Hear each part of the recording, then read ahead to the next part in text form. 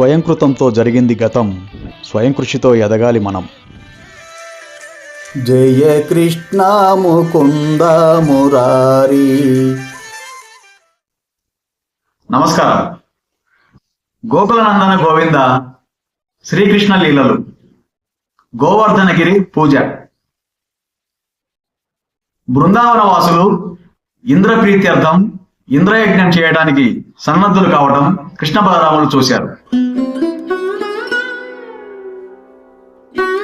శ్రీకృష్ణుడు తన తండ్రితో పలుకుతూ, తండ్రి, మీరు ఏర్పాటు చేస్తున్న ఈ యజ్ఞం ఏమిటి? దీని ఫలితం ఏమిటి? ఎవరి కొరకు ఇది ఉద్దేశించబడింది? దీనిని ఏ విధంగా చేస్తారు? దయచేసి ఇదంతా నాకు తెలియజేస్తారా?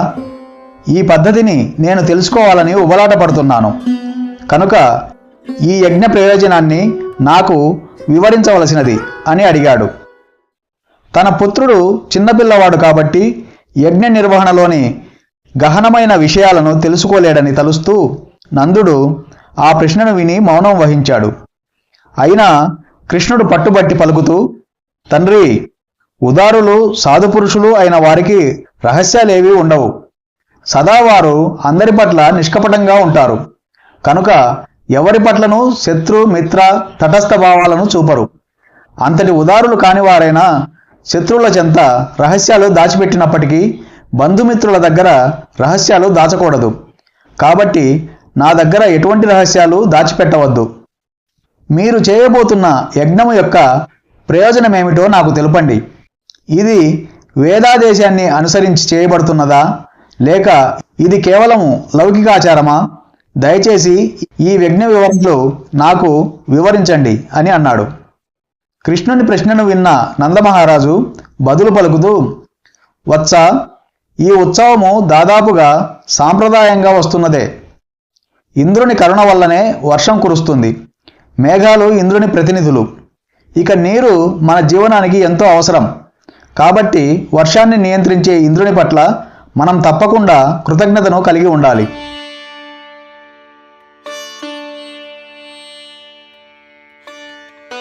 మన వ్యవసాయ పనులు సఫలం అయ్యే విధంగా తగినంత వర్షాన్ని కురిపించాడు కనుక ఇంద్రుని ప్రీతి కొరకే ఈ ఏర్పాట్లు చేస్తున్నాము.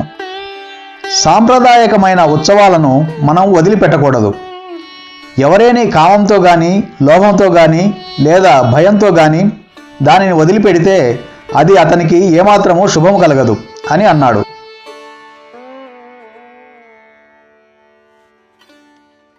ఇది విన్న తర్వాత దేవాది దేవుడైన శ్రీకృష్ణుడు స్వర్గరాజైన ఇంద్రునికి కోపం వచ్చే విధంగా నందునితోనూ బృందావన గోపవృద్ధులతోనూ పలకడం మొదలుపెట్టాడు. ఆ యజ్ఞాన్ని విడిచిపెట్టమని అతడు వారికి సలహా ఇచ్చాడు. దానవ వినాశము, భక్తుల రక్షణము కొరకే శ్రీకృష్ణ అవతారము ప్రత్యేకంగా ఉద్దేశించబడింది. ఇంద్రుడు నిశ్చయంగా భక్తుడే కాని దానవుడు కాడు. కృష్ణుడు తండ్రితో మాట్లాడుతూ, తండ్రి, మీ వ్యవసాయ పనులు సఫలం కావడానికి ఏ దేవతను పూజించవలసిన అవసరం లేదని నేను తలుస్తాను అన్నాడు. అధిష్టాన దేవతను సంతృప్తి పరచకుండా కేవలం భౌతిక కలాపాలను చేయడం వల్ల ఎటువంటి సత్ఫలితము కలుగదని నందాది గోపులు వాదించారు. వ్యవసాయ పనులలో మంచి ఫలితాలు రావడానికి వర్షాన్ని కురిపించే దేవత అయిన ఇంద్రుని సంతృప్తి పరచడం తప్పనిసరి అని నందుడు అన్నాడు. కృష్ణుడు నందమహారాజుతో వాదిస్తూ, ఇంద్రుని పూజించవలసిన అవసరం లేనేలేదు. ప్రతి వ్యక్తి తాను చేసిన పనికి ఫలితాన్ని సాధించే తీరుతాడు. కర్మ స్వభావాన్ని బట్టియే మనిషి కార్యోన్ముఖుడు కావడం వాస్తవంగా మనకు కనిపిస్తుంది. ఆ సహజ స్వభావాన్ని అనుసరించే జీవులందరూ, వారు మానవులైనా దేవతలైనా, తమ తమ ఫలితాలను సాధిస్తారు. మనిషి తన సహజ స్వభావాన్ని బట్టి శ్రద్ధతో కార్యనిర్వహణ చేయాలే గాని వివిధ దేవతార్చనం వైపు మనస్సును మళ్లించకూడదు. కర్తవ్యాలను సవ్యంగా నిర్వహిస్తే దేవతలు సంతృప్తి చెందుతారు. కనుక వారిని సంతుష్టిపరచవలసిన పని లేదు. దానికి బదులు మనం అందరము విద్యుక్త ధర్మాలను చక్కగా నిర్వహిద్దాము. నిజానికి విద్యుక్త ధర్మపాలన లేకుండా ఎవడు సుఖపడలేడు. తన తండ్రికి మరింతగా వివరిస్తూ, సత్వ రజస్ తమో గుణాలనే త్రిగుణ ప్రభావం వలననే సమస్త జగత్తు నడుస్తున్నది. ఈ 3 గుణాలే సృష్టి స్థితి లయాలకు కారణాలు. రజోగుణ కార్యం వలన మేఘం ఏర్పడుతుంది కనుక ఆ గుణమే వర్షానికి కారణము. వర్షం కురిసిన తర్వాత జీవులందరూ వ్యవసాయ కర్మలలో సాఫల్యాన్ని అంటే ఫలితాన్ని పొందుతారు. అయితే ఈ వ్యవహారంలో ఇంద్రుని ప్రమేయం ఏముంది? ఇంద్రుడిని ప్రసన్నుని చేయకపోతే అతడేమి చేయగలుగుతాడు? ఇంద్రుని వలన మనకు ఎటువంటి ప్రత్యేకమైన లాభం కలగడం లేదు.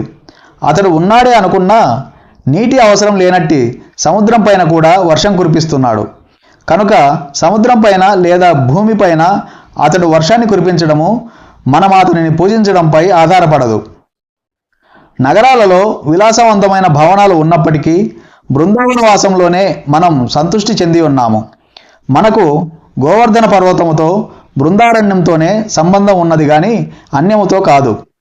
తండ్రి, కనుక బ్రాహ్మణులను గోవర్ధన పర్వతాన్ని సంతృప్తిపరిచే యజ్ఞాన్ని ఆరంభిద్దాము. ఇంద్రునితో మనకెటువంటి సంబంధము లేదు అని అన్నాడు. శ్రీకృష్ణుని పలుకులను వినిన నందుడు ప్రత్యుత్తరమిస్తూ, వత్సా, నీవింతగా అడుగుతున్నావు కాబట్టి బ్రాహ్మణులు గోవర్ధన పర్వతం కొరకు ఇంకొక యజ్ఞాన్ని నేను ఏర్పాటు చేస్తాను. కానీ ప్రస్తుతానికి ఇంద్రయజ్ఞాన్ని మాత్రం మమ్మల్ని చేయనివ్వు అని అన్నాడు. కానీ దేవాదిదేవుడు దానికి ఒప్పుకోక, తండ్రి, ఏమాత్రం ఆలస్యం చేయవద్దు. గోవర్ధనుని బ్రాహ్మణులను ఉద్దేశించి మీరు చెబుతున్న యజ్ఞానికి ఇంకా చాలా సమయం పడుతుంది. ఇంద్రయజ్ఞానికై మీరు ఇదివరకే చేసినట్టు ఏర్పాట్లను సంభారాలను తీసుకొని గోవర్ధన ప్రీత్యర్థము బ్రాహ్మణ ప్రీత్యర్థము వెంటనే వినియోగించడము సర్వోత్తమము అని పలికాడు. నందమహారాజు చివరకు ఒప్పుకున్నాడు. అప్పుడు గోపులు గోవర్ధన పూజ అనే యజ్ఞాన్ని చేసే విధానం గురించి శ్రీకృష్ణుని అడిగారు. అప్పుడు ఆ దేవాది దేవుడు నిర్దేశాలను ఇవ్వడం మొదలుపెట్టాడు.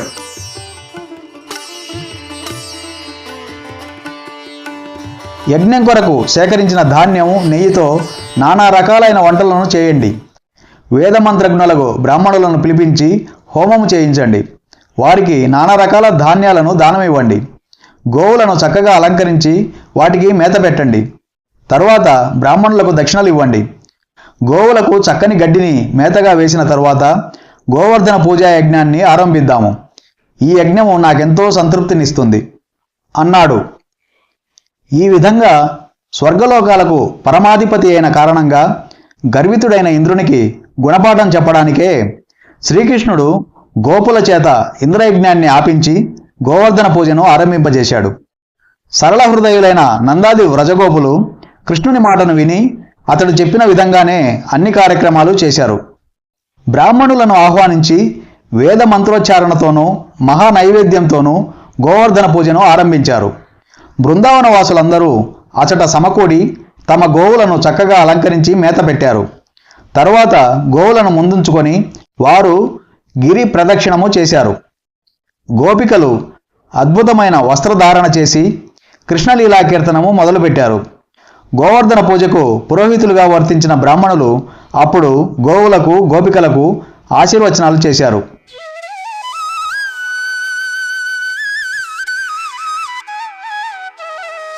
అంతా పూర్తయిన తర్వాత శ్రీకృష్ణుడు మహాదివ్య రూపాన్ని ధరించి తానే స్వయంగా గోవర్ధన పర్వతమునని బృందావనవాసులకు ప్రకటించాడు.